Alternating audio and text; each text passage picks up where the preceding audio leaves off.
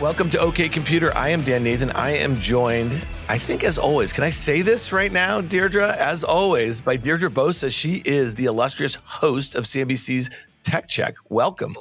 Now I can never take a week off, so I will always be here, Dan. Listen, we appreciate you. Many of our listeners know I like to go on and on about things, but you like to actually push back and you're doing actual reporting rather than just like what I'm doing, hot takes all over the place on this stuff. But we got a lot of stuff to cover. And we actually had a great interview with Jeff Richards of GGV Capital with Ilir Sela. He is the founder and CEO of Slice. And it's not just what you think. This is not just a pizza delivery company. He is servicing 15,000 small business owners across America here. And he's got a great read on just what is going on in the economy, how he's disrupting some massive incumbents, why Jeff Richards invested in Slice a few years back. He's on the board and what he saw in a very unique entrepreneur. So stick around for that conversation. All right, D, you and I got a lot to talk about because there is a topic, I think, since I've been following you on CNBC that you have been covering, I would say passionately. It's been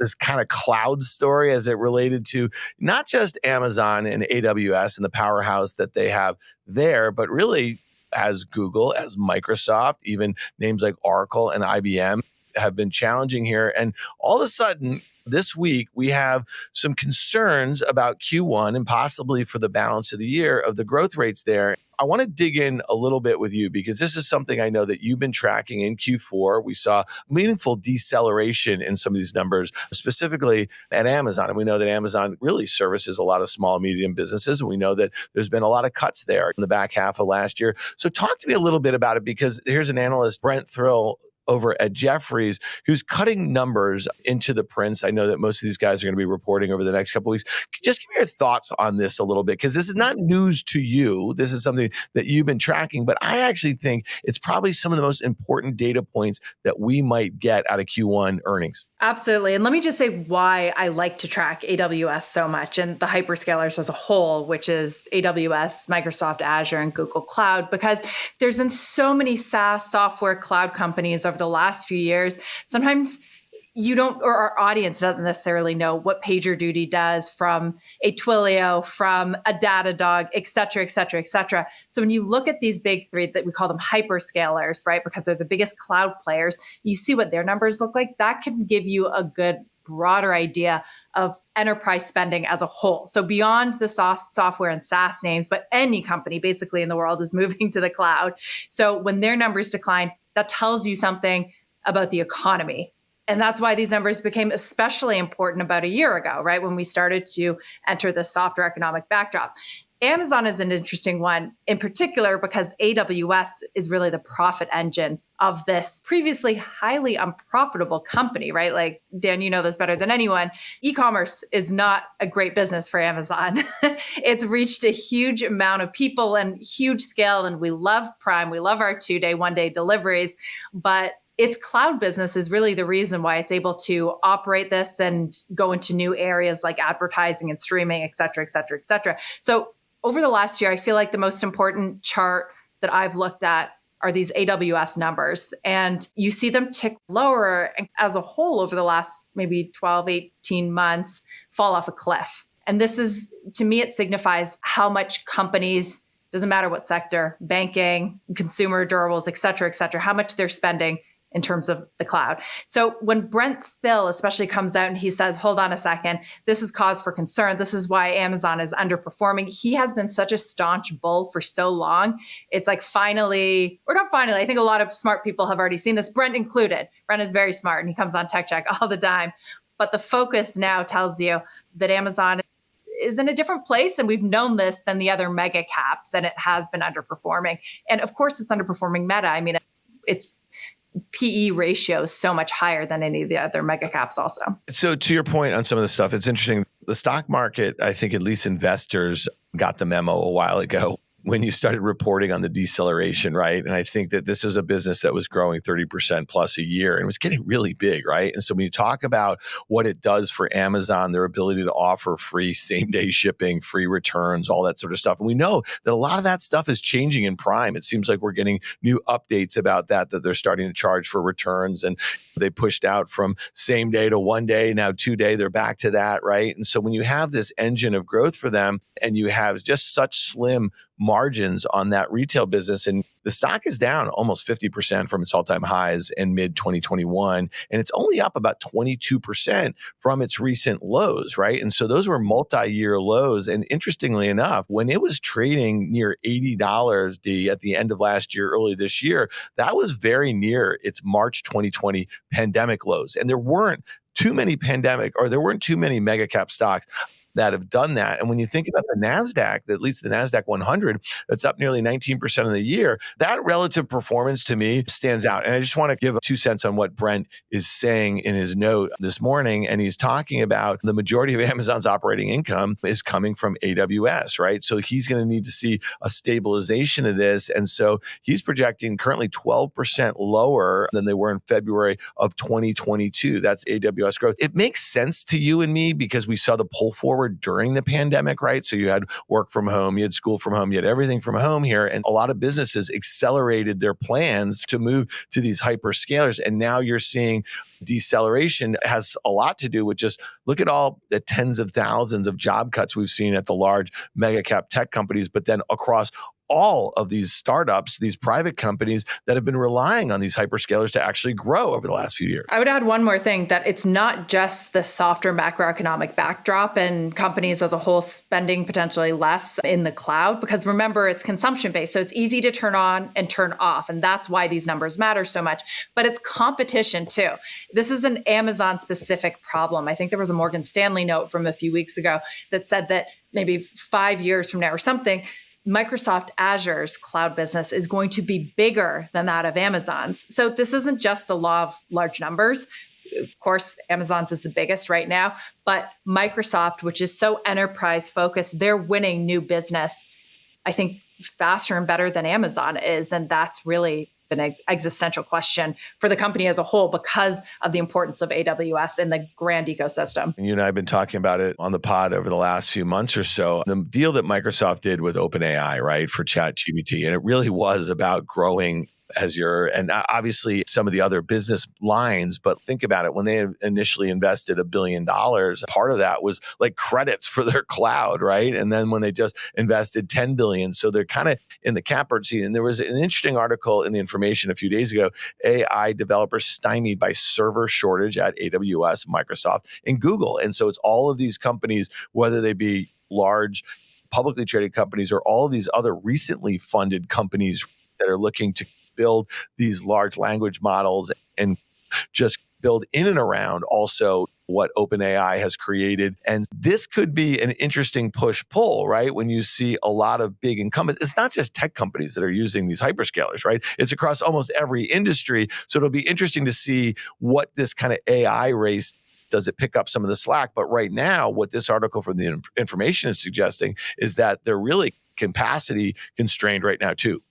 And points to the company that everyone loves to talk about right now, which is NVIDIA, right? NVIDIA is really the major supplier of the chips that these hyperscalers need to carry out this huge amount of computing power. But back to your point, when you look at what Amazon has been investing in also during boom times, it was interesting, streaming, devices, consumer-facing stuff.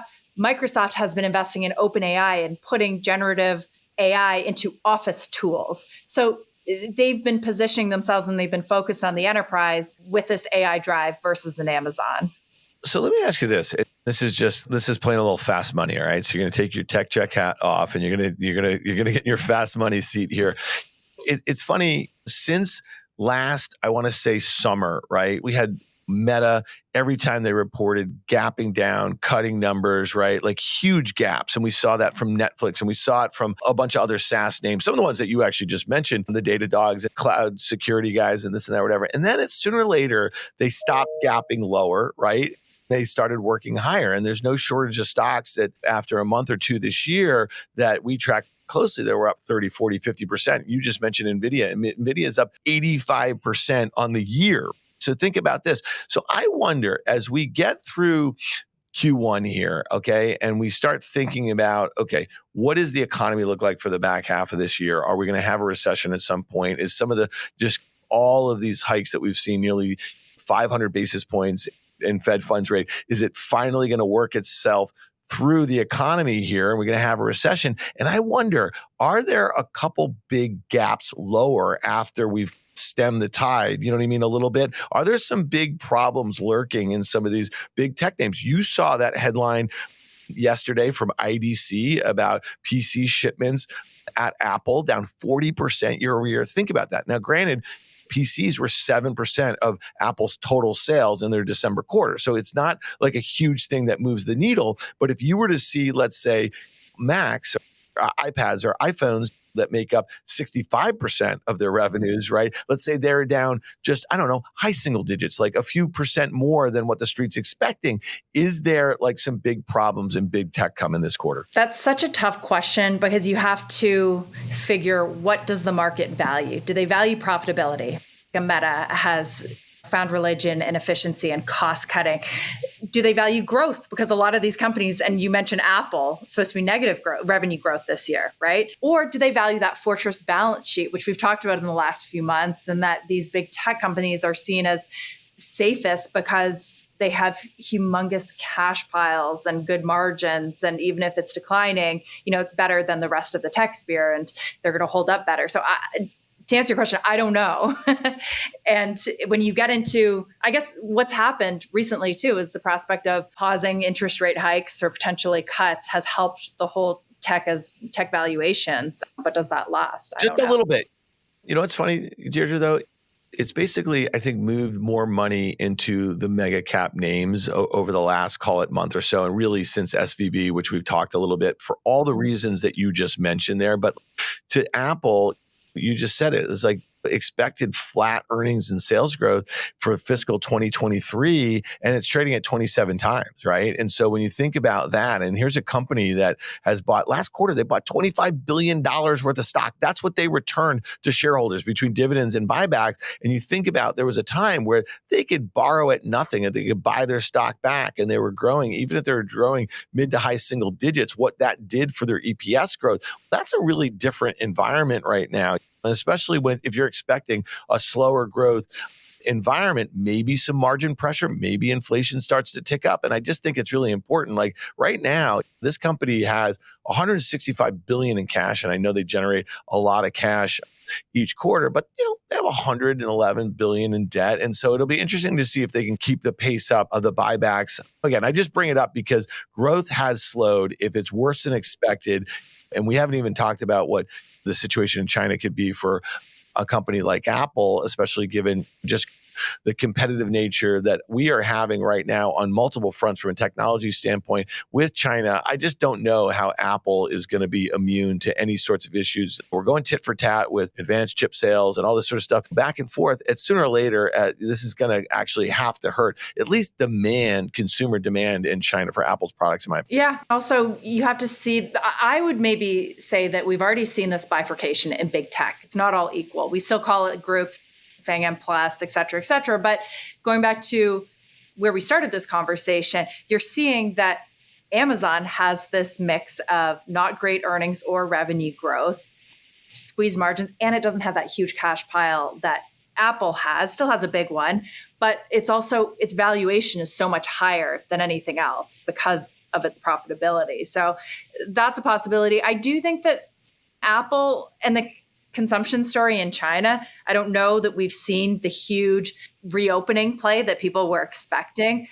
But I think that we've talked about this before, one of the biggest issues on Tim Cook's mind is diversification. And he's looking at India. Whether he's able to pull it off, how many years that's going to take is another matter. But he's on it, and he's the best supply chain manager in the world. And I guess the question that I would have is that Tim Cook has spent 20 plus years developing that relationship and these really fantastic relationships across his supply chain. And think about, since he started doing that like 20 years ago, this was a company that was doing like single digit billion in revenue or whatever the hell they were doing. And now they're doing hundreds of billions of dollars. It's like not an easy task to reorient your supply chains for the kind of products that they need and where all of the components are coming from and the manufacturing capability and the cost that they needed to and all that sort of stuff. To me, it's interesting because if they do accelerate that, whether they go to Vietnam, whether they go to India, whether they go to Brazil, or they go to Mexico, and they've talked about bringing some manufacturing back here in the US, at some point, that's when the Chinese basically say, if you're taking hundreds of thousands of jobs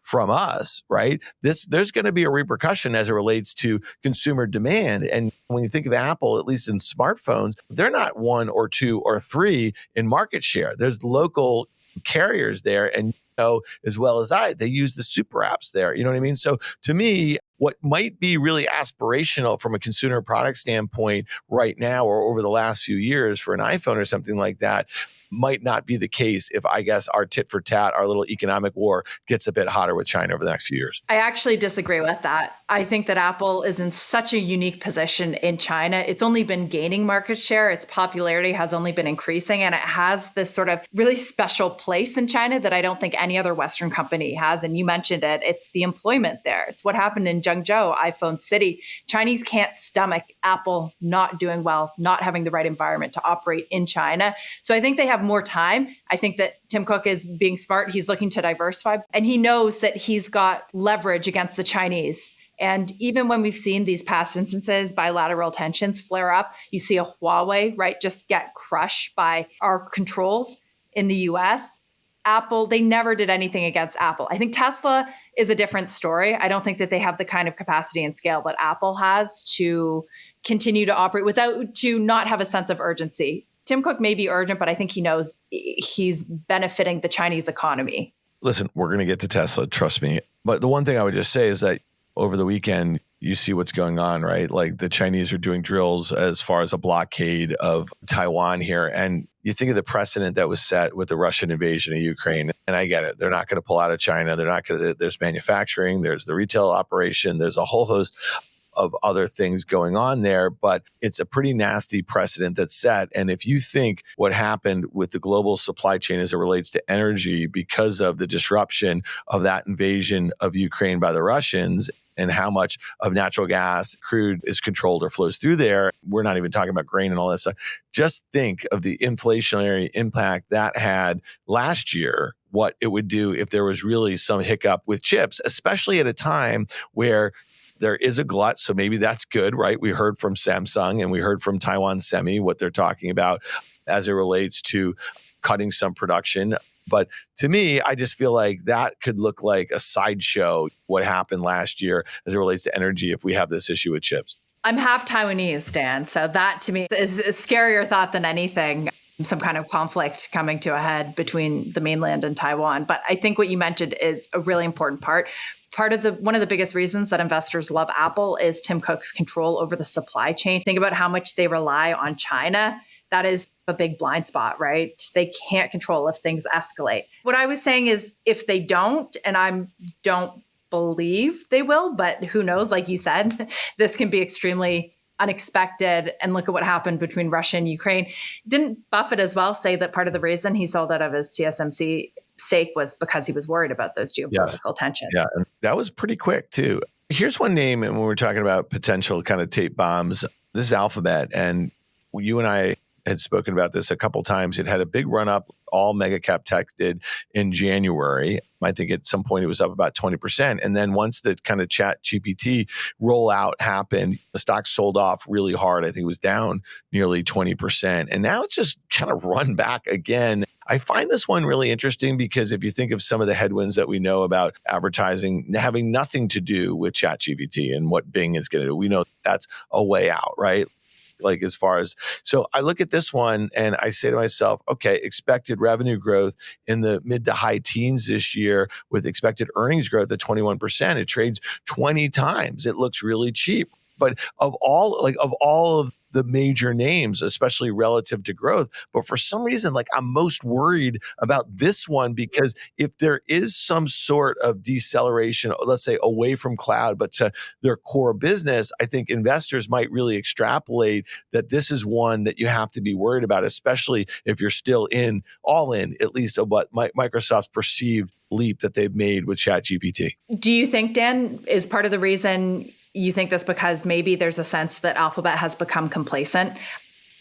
Is Sundar Pichai a wartime CEO? I think that's a question that's been asked so far this year. Is he tough enough? You've seen Satya Nadella over at Microsoft come out, be aggressive, go on the offensive. But Pichai, he's so measured and he's so smart.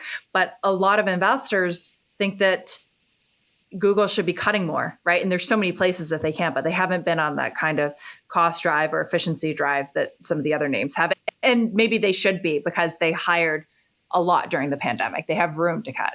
Yeah, no doubt. I think that investors have actually been rewarding the cuts, right? There's been very few cuts that you and I have been tracking by big tech companies that have not seen the stocks trade up afterwards. No Amazon. doubt.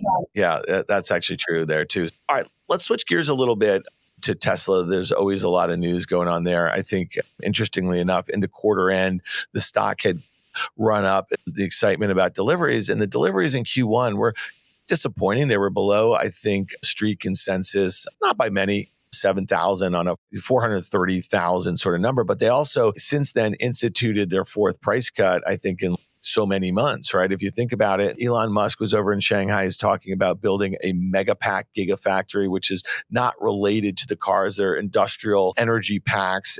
And again, I think some investors find some of that stuff less sexy, but as far as the industrial applications of that could be interesting, right? At a time where you might see greater competition. And we know that Tesla is losing market share largely because the competition is here. And that's not such a horrible thing if they are able to maintain their margins. But the other issue here is that margins were 25.5% last year, which was nearly like 10% over most major OEMs. But like when you think about this year, they're expected to be 22%. Morgan Stanley's analysts out there saying they may have a hard time getting 20%. Talk to me a little bit what your perception is about Tesla with China, because Elon is supposedly going over there. They already made this announcement about this battery pack factory at a time where China demand and China manufacturing is super important for them. A huge part of their growth is going to come in China. Like Apple, Tesla has been rewarded hugely for going into China. It's in a different position. We talked about how the iPhone is taking market share. You just said Tesla is losing market share. And there's lots of room for many different players to grow, but it's going head to head with the Chinese players who are pretty good at what they do. It reminds me a little bit of, remember when Zuckerberg, when was it, a long time ago, he went over and he went running by the Forbidden Palace in Tiananmen Square and he spoke Chinese. And no matter how much charm he was able to lob at the Chinese government officials, it was to no avail. And Elon Musk is doing a similar charm offensive right now because everyone dreams of going into Tesla. He's already been rewarded for doing so. But the next 10 years could look very different than the last 10 years.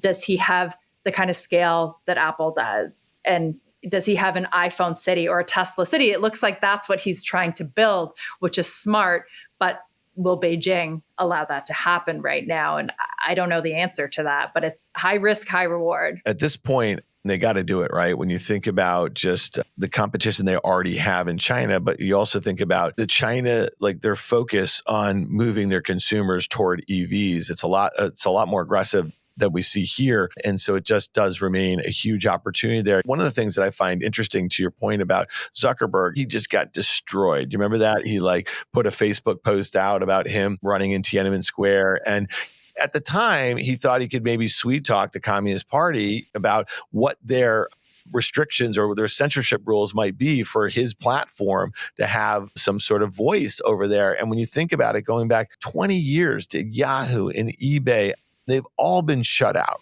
And so the point, I think, for Musk is that, yes, like Tesla is Tesla. It's a manufacturing. There's Melissa pushed back at me the other night on Fast Money about this. Like tons of US multinational companies are doing manufacturing and they're looking to tap Chinese consumers. But there aren't too many of the CEOs of those companies that have 134 million followers on a platform that he owns himself, right? He paid $44 billion for Twitter that is not allowed in China, but he bought it in the name of free speech. And he's also tweeted and said things like free speech is like this existential threat for our civilization. So how can you take that stance here in the US, but then be totally mum about China, which is easily the most totalitarian state on the planet, if you think about it. And there's plenty of criticism about human rights and climate, and the list goes on and on. So to me, I think he can turn himself into a pretzel as much as he wants to build new gigafactories in China and really try to get Chinese consumers very interested in their products. But he also has this huge conflict of interest on the other side, which is Twitter. But maybe the fact that he's making such a mess of Twitter is some comfort to Chinese officials. I can't imagine them seeing it as a threat because it's been all over the place and he's not allowing Chinese dissidents to go on it. He's all over the place. It's hard to see a strategy. It's confusing. And maybe that's why they'll ignore it for now. But you're right, Dan, with a platform like this, it's such high stakes, and with a business in China, but maybe it comes down to employment and how much Tesla is going to be able to add to Chinese GDP. I think that's all that Beijing cares about. And you push back on if we are increasingly in a hot economic war that could turn to other things. I want to make one point about your comment about being half Taiwanese. And I don't mean to seem unsympathetic to like what the human cost might be for some sort of dust up with Taiwan. And I know this is something that people in Taiwan have lived with for over 50 years easily. You know what I mean? The threat of this sort of situation. Obviously, we look at a lot of this stuff through the lens, sadly, of the markets and the economy or whatever. And when you think about the potential disruption there, I find it really interesting. And I'll just say this, is that if we do have an increasingly nationalistic stance towards the way we're doing business with them, we still have the tariffs. We're still, for all intents and purposes, in a trade war going back to 2017, 18, and things just continue to get dialed up. I think at some point, the Chinese, that there's 2 factories in Shanghai, what do they give a shit? They got 10 or 20 real EV players that they actually are subsidizing. You know what I mean? So like, to me, I think that Elon could just be a pawn in this whole thing. And again, I'm not a fan. I just find it to be the ultimate like hypocritical sort of view, like some of the comments that he makes about free speech, but yet he cozies up to them in an effort to gain access to their markets. Ultimate hypocrite. I cannot disagree with you there. Does he care? No. So, Well, all right. So let me ask you this last thing before we get out of here. Twitter as a platform, it's interesting. Most people that you and I come across that are not in media, that are not in finance, that are not in tech, that are not in entertainment, not in politics, not in sports. And that's a lot of people. It just seems to be like those are all the people that we talk to for the most part, right? So we're all on Twitter. And a lot of it for us has been branding, right? And it's been this second screen, and it's been a way to communicate with people who are interested in the work that you do and to grow your network and a whole host of things. I think you and I would both agree, and I think most of our friends would agree, that being on Twitter for the last 10 years, doing what we've been doing in finance and tech and media, has been a really good thing. I've met tons of great people, a lot of great friends, both personally and professionally, and we've been able to expand our reach and the content in which like we create and be able to iterate on it. I feel like that it's been crashing down. And I got to tell you, it really goes back to me to Jack Dorsey in his second tenure. Jack Dorsey was running this company into the ground. That's matter of fact. And it really presented the opportunity for someone like Elon to come in and do what he's done. But what Elon's done is much worse. And so I'm curious, like, what are your thoughts as someone who's used Twitter really well for a long time? You're on TV all day long. You're interacting with people who are big on it. Do you think it's something that you're going to be spending more or less time on over the course of, let's say, the next year or two? Let me first say, I have loved Twitter, just like you. I used it so early on in my career when I would go back to the office in the afternoons, in the late afternoon in Singapore, because people in the US were just waking up. And that's honestly how I met a lot of the people, the journalists, the commentators, the executives, the professionals, was on Twitter when I was a world away. So it has been so useful. It's been so amazing in my career. And I love it for all the reasons that you just outlined. I can't help but feel sad as well that it hasn't served and just isn't serving that function very much anymore. And I actually love seeing comments when I'm on TV, the good and the bad. I think I actually really appreciate that real-time feedback. And I love knowing that people are actually watching and listening, not just watching us with the volume off, but reacting to something that we say. But those comments have been decreasing, or they're just sort of all negative. I don't know what it's going to look like. That's a really interesting point. I think engagement changed dramatically at some point last year. There's no doubt about that.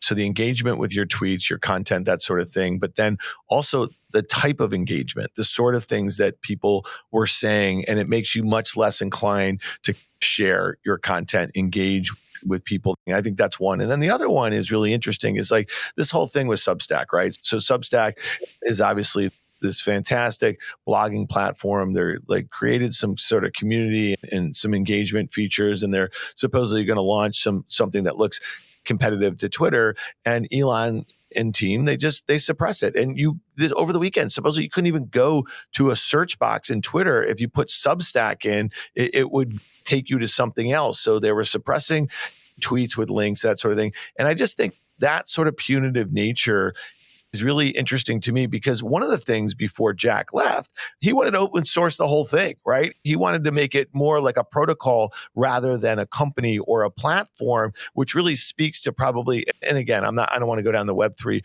rabbit hole here. But like in some ways, I think Elon is actually helping to make the case that this is not a good business, especially when one person who owns it can alienate, like, I guess, advertisers, which was the only way in which they were, for the most part, making any money for a very long time. I'm skeptical, though, that Substack is going to be able to replace Twitter. And there's been so many attempts to create a newer, better Twitter over the years that hasn't happened. Part of me just hopes that Twitter becomes great again, that maybe Elon Musk has this grand plan, or he gets bored of it or something. It's such an interesting question that we'll have to revisit 10, 20 years from now. Why wasn't anyone able to actually replace it? I think we'll be able to revisit in a couple of years. And honestly, I think the only savior right now is a new CEO, a new management team that's just going to be much less divisive and really figure out how to make Twitter great again. So for whatever that's worth, that's probably not a great hat. Is your account still suspended by that? Listen, and just a quick update for our listeners. I was on April Fool's Day. I've been on since March 2011. I had 112,000 followers. And I really think for the most part, I try to engage with viewers of our content, both on CNBC and the stuff we create here, and try to be as engaging as possible. I made an April Fool's joke. I put his picture on my avatar, and I left obviously my Twitter handle at Risk Reversal, but I put his name on there, and I quote tweeted a tweet that he responded to a video of me on CNBC back in January, calling me a doofus. He literally said, "This doofus believes everything the media writes about him." So it's April Fool's. There were thousands and thousands of April Fool's jokes on Twitter going on the platform. So I changed my name to Elon Musk, changed the picture. I quote tweeted the doofus thing, and I said, "Hey, just kidding. Risk Reversal is not a doofus." Okay. And that's what they permanently suspended my account for. When you have something like that happen to you, and again, it really doesn't matter to me that much. I don't really care. I've been spending far less time on it. But you think about the impunity in which somebody like him or his team can act for something that we are the product. We are the thing that they're selling to advertisers. And if they want to go back to a bunch of eggs with 13 followers, just banging around and talking all this racist stuff and all this crazy stuff about sports stuff and this and that, whatever, fine, have at it. The platform's done. It's kaput. That's it. And when you think about the lack of substance that he actually adds with all the stupid memes and all the stuff that he does, you know what I mean? Everything like that. It's not funny. Yesterday, just so you know, so we're recording this on Tuesday. On Monday, he changed his name. So he left his Elon Musk's handle. He changed his name to Harry, B-O, accent over it, L-Z. Like, that's what he did. He had that on Twitter for hours. The guy has 134 million followers. You know what I mean? So to me, I just kind of find it really interesting. That's my little rant. I don't really give a shit. But at the end of the day, it's a shame because you are such a power user. And I think that anyone who's interested in finance Twitter, FinTwit, anyone who watches CNBC, you are such a good person to follow and engage with. That it's exactly like you said, he's hurting his product by doing that, and for a weird reason. Listen, I appreciate that. And I want to make one point is that I remember it was back in 2015, I think there was like growth scares in Asia and the markets were really volatile. And you must have been in Singapore then. Does that sound right? And you were coming on Fast Money, what are you guys, 12, 13 hours ahead of time or something like that? And you were doing hits. And we're like, first of all, we're like, what's going on with Debo? I think we just nicknamed it Debo right there. Okay. And I remember following you like immediately. And that's how we got to know each other. And I think there's a lot of people in a lot of those verticals that we just talked about. It's a shame. Listen, I'll just say one thing. If I was Jim Lanzone over at Yahoo and the team over there, they've been really quiet since it was bought by Apollo and from Verizon. I'd be moving heaven and earth. When you think about the traffic that Yahoo Sports and Finance and regular platform still has, the relevancy that I think a lot of people don't really even know, you know what I mean, from a digital traffic standpoint, they could create something like I'd be moving heaven and earth to do something there. You know what I mean? Google. Also Google Plus, bring it back, baby. I know Eternal question. I know LinkedIn. I mean, anyone, just do it. But for some reason, no one's been able to. A lot of people keep saying to me, "Hey, Risk Averse Media, do you have a presence on LinkedIn? Because a lot of stuff is going on there." So we're going to spend some time this spring and summer digging into some of these other platforms too, and try to create more engagement, better community. All right, Debo, I know you are on vacation this week. We really appreciate you coming to the mic. I hope you enjoy it, and we're going to get into Q1 earnings season next week. Netflix kicks it off in tech. That'll be fun. So I'm sure you and I will have a whole host of things to talk about. So thank you very much. My favorite time of the year. I wouldn't miss it. Thanks for having me. I know it is. And you and I are going to be talking a lot, both on CNBC and here. So thanks so much, Deirdre Bosa. She is CNBC's Tech Check host. And stick around, people. When I come back, I have Ilir Sela. He is the CEO and co-founder of Slice, and Jeff Richards of GGV Capital.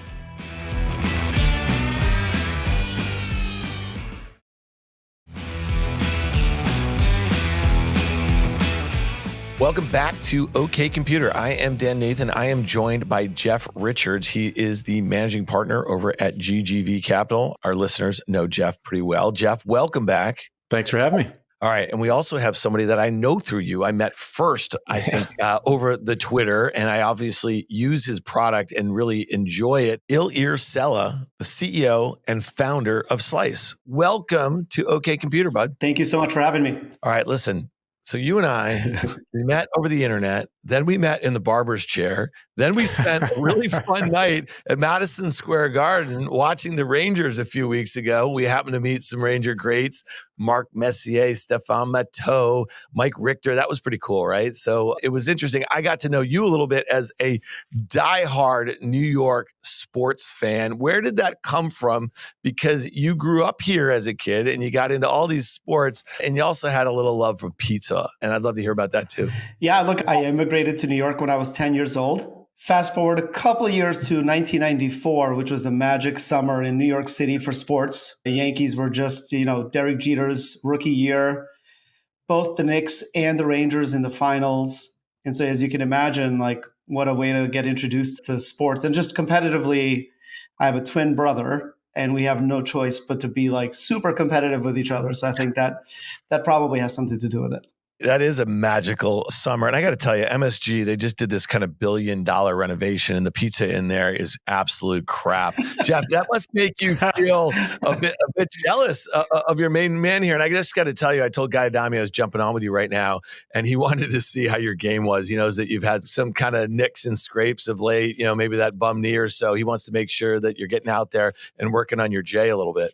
Just coming off my second knee surgery, but as we're fond of saying here in the Bay Area, early April is when the rest of the country realizes the Warriors are actually legit title contenders again.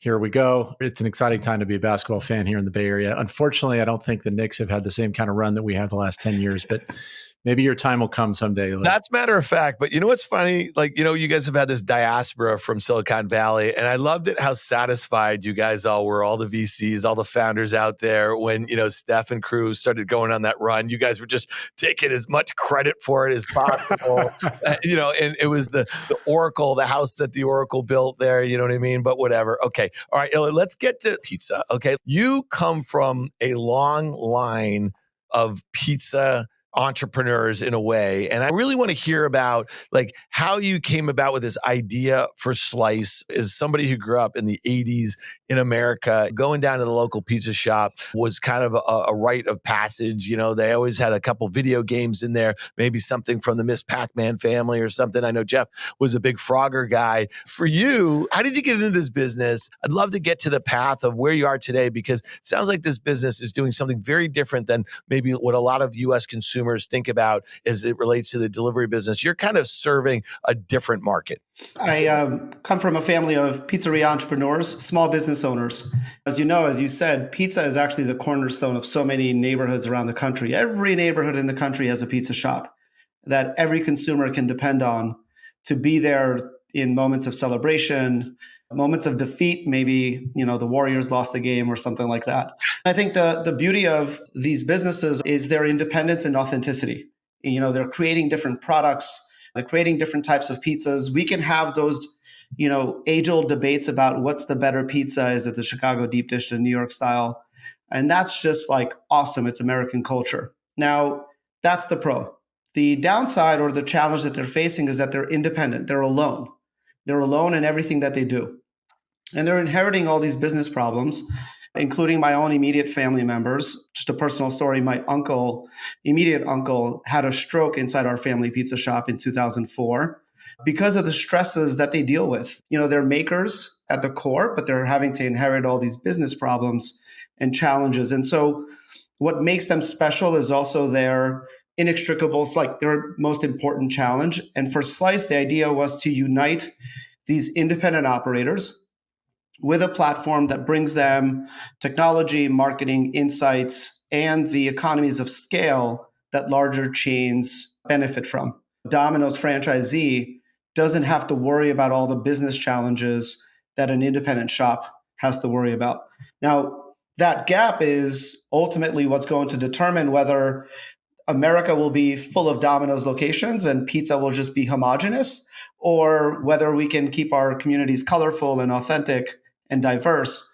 And in order to do that, I think a platform that solves some of those really important challenges is so important. Yeah, I've seen you tweet this. It's kind of a funny saying, this little thing with Big Pizza, right? I think you're talking about the big national chains that advertise all weekend long on sporting events and that sort of thing. And they made these big pushes, right, into these franchise models, but then also kind of laying out the sorts of technology that gives them the ability to connect with consumers and make it easy for them to order. At what point did you kind of figure out, given the background that you had in the space, it could have been anything. It could have been burgers. It could have been chicken, whatever it was, that this was something that you could really compete with by offering a layer of technology that would put them on par with some of these big national chains? I spent about a year studying the overall pizza industry beyond my own family's shops.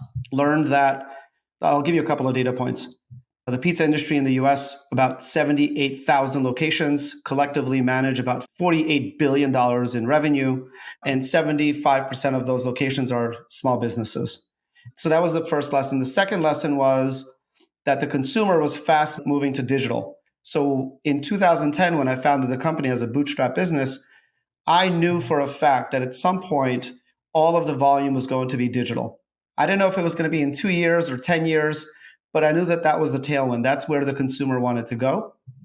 And so when you combine those two things, it was pretty obvious that a product that allows the consumer to order online or through a mobile app for the majority of independents or the majority of the pizza industry in the US, the product market fit was almost immediate. I first met Ilir in 2018.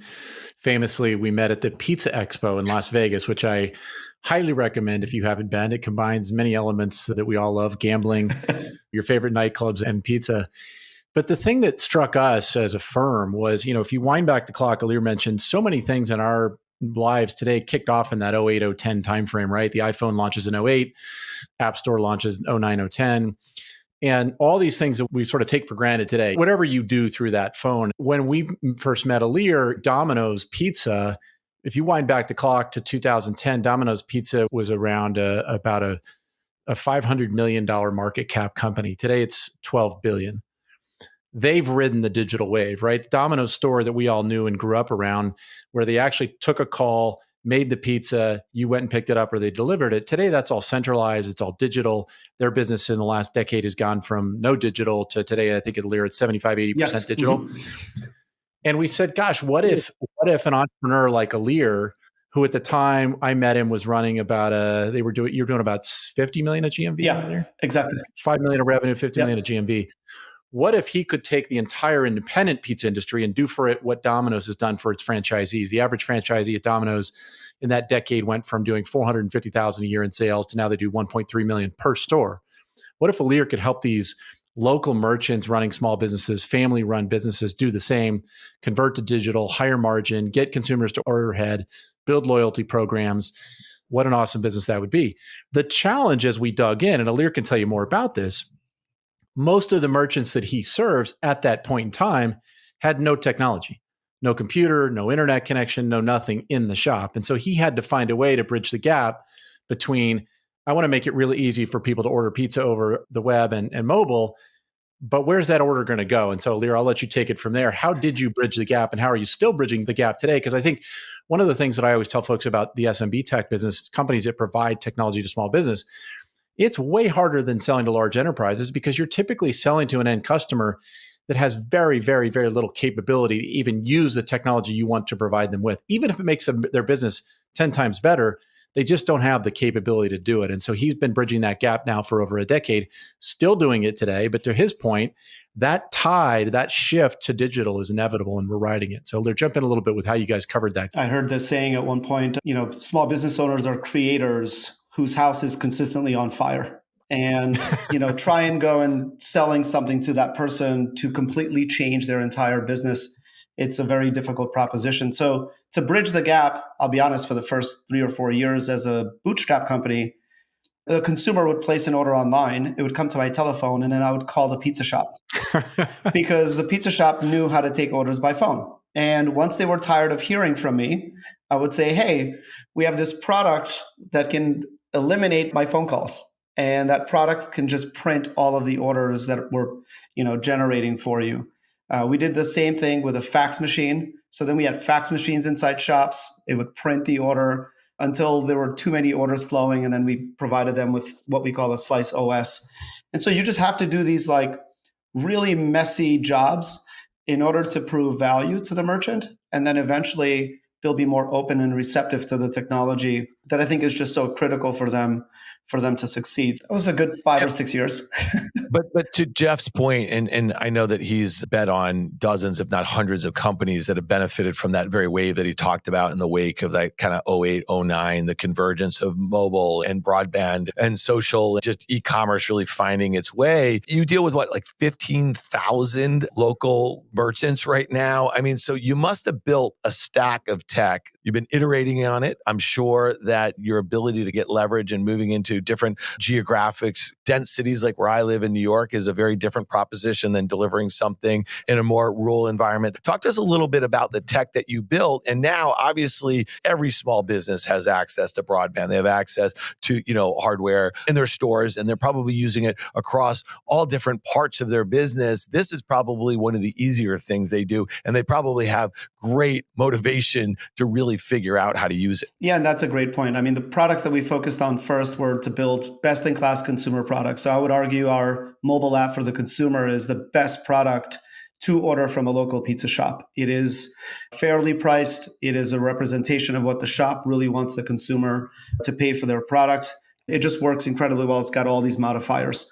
We also built a point of sale product for the merchants we call Slice Register.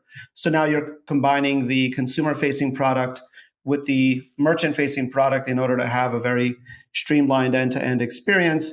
And then finally, we're now starting to think about insights. So how do you take all this data and then provide it to the merchant so that they can be smarter about their business in advance of the volume? Because today, they're reacting to the volume. So you'll order at 5 p.m. on a Friday. They'll start working on their order after you place it. Domino's knows you're going to order at 5 p.m. By the time you place that order, the pizza is most likely in the oven. And that's how they deliver very quickly. And that's how they keep the consumer, incredibly happy. So those have been sort of the areas of focus for the company. And certainly the products have come a long way from the days of me calling in orders in 2011. You think about the businesses that have been super successful serving small businesses, companies like Shopify, Square, now Slice. There's a whole bunch of private companies that are up and coming in this category. They take a long time to build. Bill.com was a private company, I think, for 15 or 16 years before it went public. Today, it's a $10 billion public company handling billing, payment, and invoicing for SMBs. These categories take a long time to build out, and you have to play the long game if you want to be a founder in this space. And so when I met Ilir, for example, in 2018, he'd already been in business for 8 years.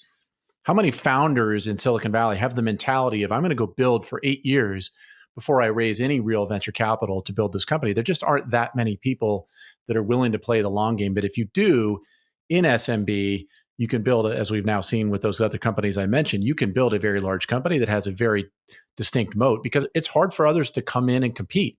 For somebody to come in and compete with Slice today, to build that back office hamster wheel of handling customers that don't use technology, to build the brand recognition, to build the loyalty, to build all the efficiency that he's built into the current version of the product today, which is 13 years in the making. These are not slow processes. This is entrepreneurialism, how it should be. Jeff, for every investment in a company like Slice and an entrepreneur like Ilir, you've turned down dozens, maybe much more. What was it about what he had spent the last 8 years building and about the vision? Because again, some of these companies are meant to serve consumers. Some are meant to serve the retailer. This one looks like it had a focus on both. And it also had basically a common competitor in a way, which was much bigger incumbent. So I'm just curious, like what you found so unique about what he had built and his vision for it. Well, you're spot on, Dan. In fact, one of the challenges in the SMB tech space is you end up with a business that is a mixture of software, marketplace, and fintech, and it's unavoidable. If you want to become the operating system for the merchant, you've got to do multiple pieces of the puzzle. And one of the challenges in the venture capital business, a lot of VCs look at a business and say, there's no way you can pull all that off. That's too complex, or the margin structure is not right, or whatever. And so Ilir could tell you about all the folks that passed on investing in Slice along the way. I'll never forget several investors calling me and saying, gosh, we just don't like the delivery business. And I was like, well, you're going to love Slice then, because we don't do delivery. But they weren't getting their head around the idea that this was a digital vehicle to help these companies modernize. I'd say the biggest things that struck us were, one, just how big the industry is. Two, how non-cyclical it is. People eat pizza in good times. People eat pizza in bad times. Right? Whether the baseball team wins or loses on Saturday, everybody goes to pizza afterwards. And then the third thing was just the penetration rate. If you looked at Domino's and saw what they had done with digital, and then looked at the non-big pizza part of the industry, which is over half. So all these 15,000 merchants that Ilir works with, they are still, for the most part, only 5, 10, 15% digital. So Domino's today is up at 80, 85%. The rest of the industry is at 10, 15%. And we said, gosh, what if Ilir could help those merchants modernize? If they got to 90%, if they eventually got to 100%, and he captured the majority of that, this would be a great business. And then the most important one is, you've met Ilir, you've hung out in person. He is authentic. This isn't some business school case study where he was like, you know what, I think this is a business that needs to happen. He's third generation pizza. I've been to his home in Macedonia where he grew up. He has marinara sauce coming out of his veins. And so he's authentic. He's unique. He connects with the merchants. He connects with the families. They feel that and they want to work with him because of it. The flip side of when you back somebody like that is they generally need to go find other talented people around them to help fill in the gaps about how you scale and build a big company. And that's one thing I'd encourage you to ask Ilir about if you have a chance. He's built an exceptional team of people around him. We brought in Dave O'Neill as president about a year and a half ago. And the business is, I've tweeted this and he's talked about it publicly. Today, it's north of 100 million of annual revenue and it's profitable. They were ahead of the curve when the rest of the venture capital industry was trying to convince founders to get lean and get mean, given the change that had happened in the public market. This team was way ahead of that curve. And so today, we like to say in the board meetings, where it says runway, cash runway, it says NA, not relevant, doesn't matter. We're good. Well, what was that like for you, building a company on your own? I'm sure trial and error, right? And you've used the term already here, bootstrapping things, but then all of a sudden you meet a guy like Jeff Richards and his success in helping companies get to where they want to go and really scale. What was it like to have access to someone like him and the resources GGV has? And again, our friend Adam Bain, I know he's been involved and he's a bit of a genius. I think he's got slightly better little baby hook than you, Jeff. He's better looking. I know that. But what was that like all of a sudden, just kind of stepping into this kind of Silicon Valley VC-backed world after building a company for years? For me personally, the most important thing is learning And then in order to learn, you've got to be very open-minded to different points of feedback and also leaning in on experience. Jeff is a two-time founder himself.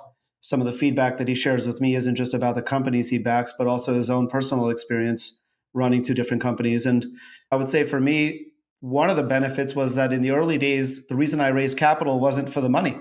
We were profitable, bootstrapped, it was totally fine. But it was really more about surrounding myself with people like Jeff and others who joined and really helped not only provide direct feedback, but opened up their network to me in order for us to build out a team. And that's been very important, really important to build a team that is probably a step or two ahead of where the company is. Talk to me about the value proposition for the consumer, because it really is creating more of it. And again, I use Slice, more of a direct relationship with a local business rather than feeling like you are kind of in just this app-centric world. And who knows, there's tons of fees associated with all the other ones and everything like that. It just feels like you're basically ordering from the business. And not only are you getting a better deal, but the merchant is probably getting more of that revenue that you've just ordered that product from. Yeah, for the consumer, the value prop is spot on, relatively simple. Consumers have been used to calling in orders for the shops. That is actually a worse experience for the consumer. It's a bad experience for the merchant. Slice mobile ordering allows you to order from your favorite local shop directly for both pickup and delivery. And 85% of the time, the delivery is performed by the shop, by the merchant. And so you get a direct experience, you get pricing that matches the pricing of the merchant. It's what software was meant to solve for, which was make an inefficient process a lot more efficient for both the consumer and the merchant. It's as simple as that. It's not about introducing delivery to a cohort of customers that never delivered. It's not about introducing a channel that is simply about incremental new consumers to the merchant.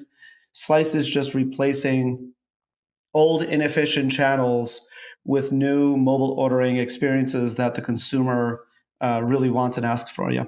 Uber.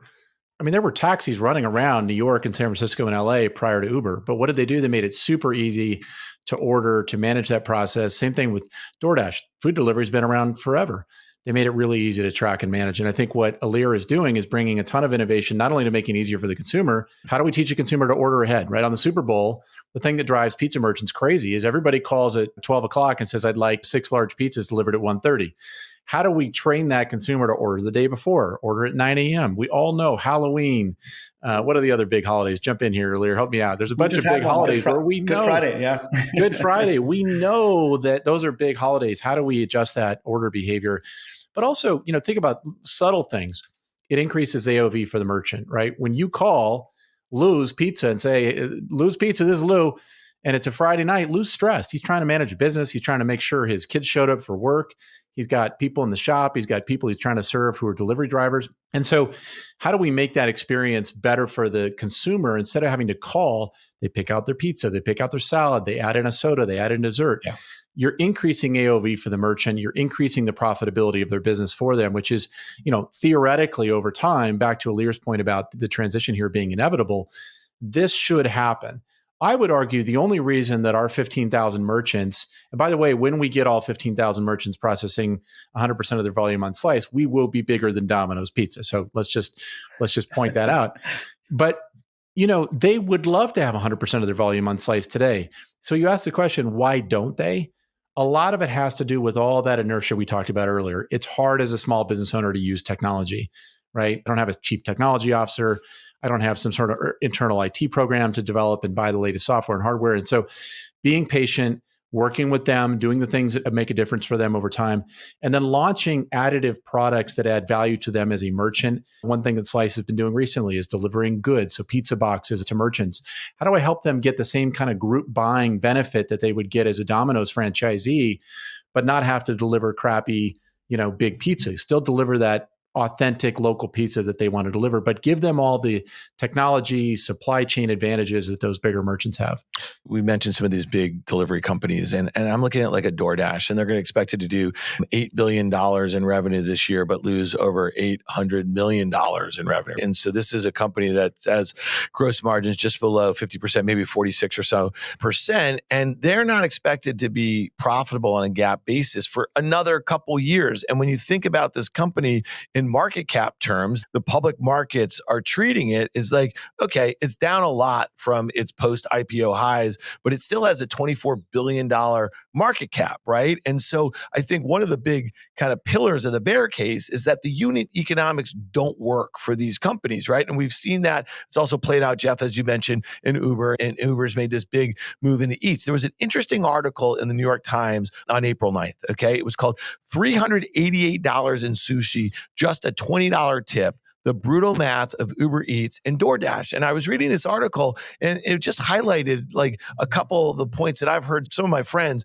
who've been short these things from the get-go, right out of the gate. You know what I mean? And so you're already a company that when I just heard you had $5 million in revenue and $50 million of gross merchandise value. Now you have $100 million in revenue. I can only think about what the GMV is here.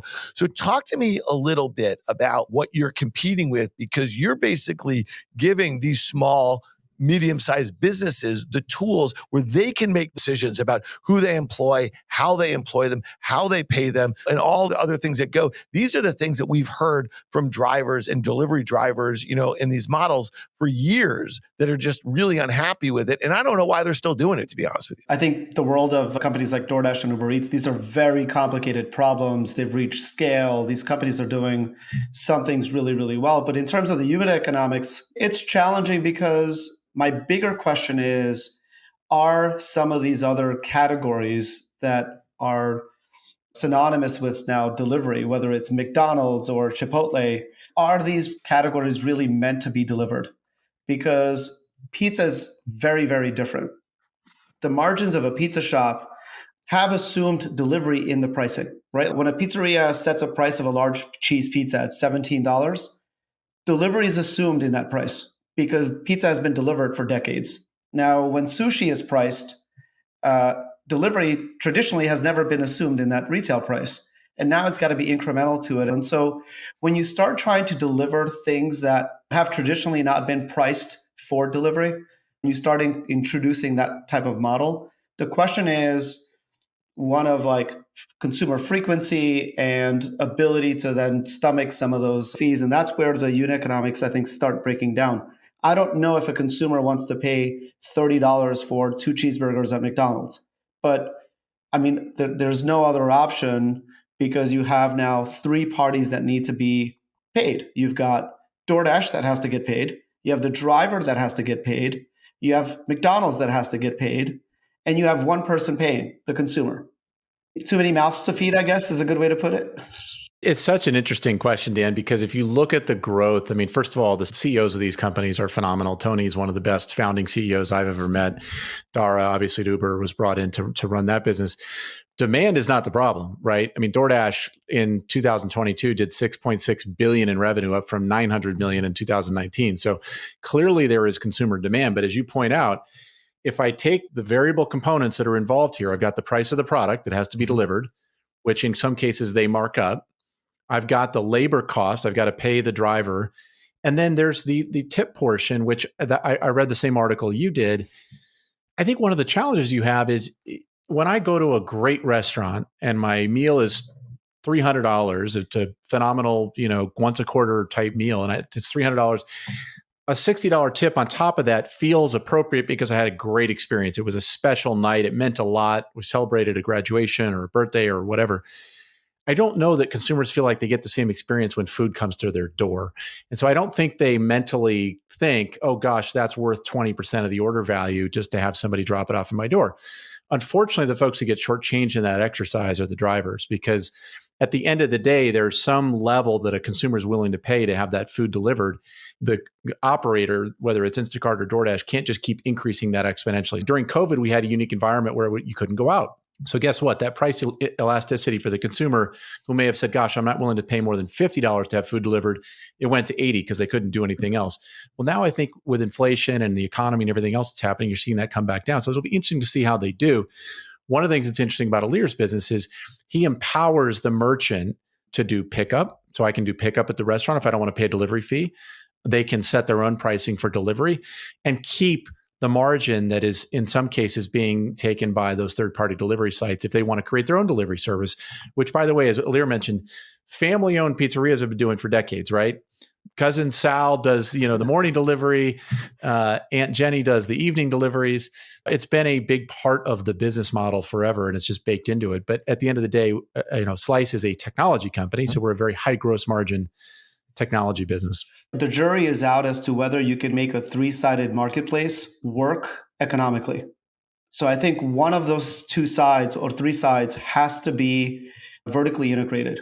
And it's either going to be autonomous delivery, TBD on when and if that happens, or you have to own the merchandise, meaning if you're DoorDash, you have to own the restaurant or the products that you're delivering, which is, the investments that they've made in something called DashMart. So you've got to take away one of those two parties in order for the economics to work. So long that there's three parties involved, TBD on whether you can actually make the unit economics work. Jeff just mentioned inflation. We know that there's been fears about a recession. From where you sit and you think about the dashboard that you have when you're monitoring different regions, I'm just curious, what sort of sense do you have for the health of small business right now? And I know it's probably hard to extrapolate that a little bit from where you sit, but it seems like we have inflation expectations going back up a little bit after coming in hard. We're seeing consumer spending data kind of soften just a little bit here. This is kind of over the last few months or so, we're seeing unemployment ticked up a little bit off of 50-year lows. Do you have a sense for what's going on out there, just at least from the data sets that you see? On the consumer side, pizza is a staple. So it's just incredibly consistent demand coming through. And I would argue that demand is kind of inching up a little bit as consumers spend more nights out inside and they order pizza for their family and friends and so on and so forth. From an overall economic sort of standpoint, we're in the midst of a small business renaissance. 4,800 new pizza shops opened up, independent pizza shops opened up in 22, an all-time record. And as careers become less certain for people and unemployment, or let's call it layoffs, are happening more and more frequently, the person wants to take their sort of destiny in their own hands. They want to control their own destiny. They want to lean into opening up their own small business. And the barriers to entry for small businesses have come down completely because of technology companies. And so when you combine those things, I think the 2020s are going to be just magical for SMBs. I'm a huge fan. We had a record number of small business applications in the US in 21 and 22, 10 million.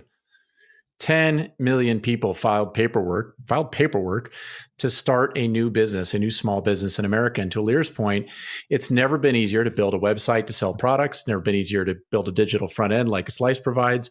Whatever piece of your business, whether it's accounting, email marketing, social media marketing, all of the tech stacks behind that have now been built. The payment rails are there with Square and Stripe and others. Combine that with the fact that people have lost a little bit of the religion around they have to live in a giant metro region, we could see a real strong small business renaissance in the US over the next few years. And those 10 million people that filed to start new businesses, and we'll probably see a similar number this year, all going to be buying technology from Slice and Square and Stripe and Ring Central. I mean, you name it. We're super bullish, as you know, on the SMB tech sector. So Ilir, without naming names here, are there other verticals that look really ripe for you to do exactly what you've done with pizza and other things? And again, it sounds like you're already doing some delivery to the actual merchants, but do you see a lot of opportunities similar to what you saw, let's say it back in 2010 for local pizza shops? The opportunity for Slice is to double down on pizza, because while we're partners today with now 19,000 locations, there's still tens of thousands of locations that are not yet partners. And there's geographies where we're just not really that relevant yet. We talk a little bit about international expansion. I tell our team, great international geography is Washington State. Let's go there, because it's just as a greenfield as Canada or some international market. From an overall sort of vertical expansion standpoint, I would hide the name and I would just look at verticals that are incredibly fragmented, predominantly made up of independent operators, mostly offline, and typically owner operated.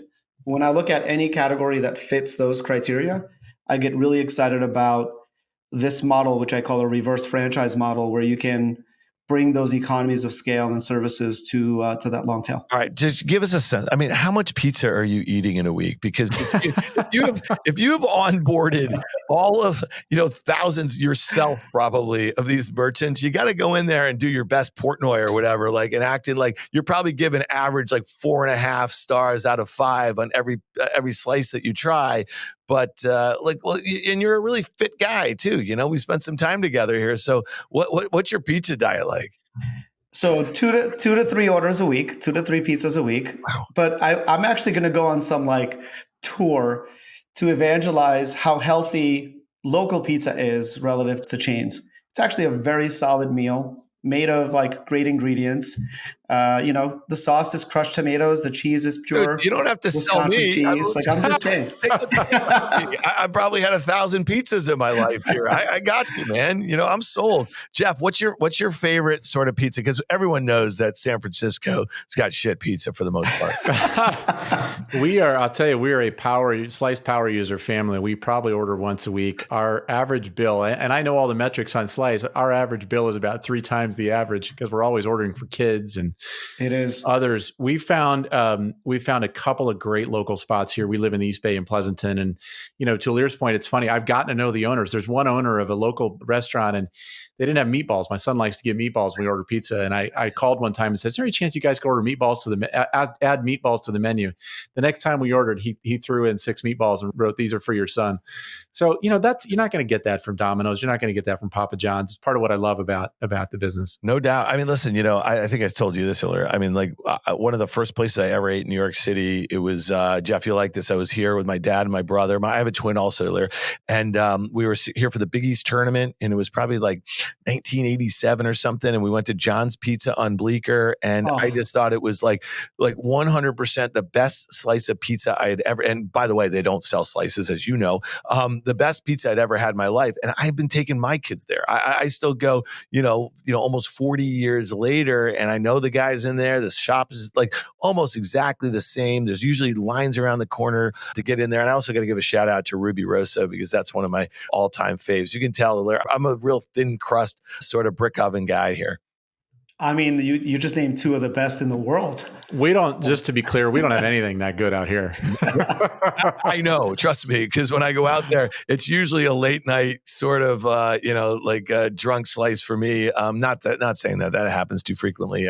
So, all right, well, listen, man, I really, this was a great conversation. You and I have talked, Jeff, about Ilir and Slice for a couple of years. I'm so glad I got to meet you and hear about your business and have our listeners have the opportunity to hear about it. You are a great entrepreneur. I can't wait to see what happens with Slice. And I kind of feeling that Washington State, while it sounds really interesting, you're going to be moving on to some other geographies and maybe some other verticals too. So can't wait to see what happens with Slice.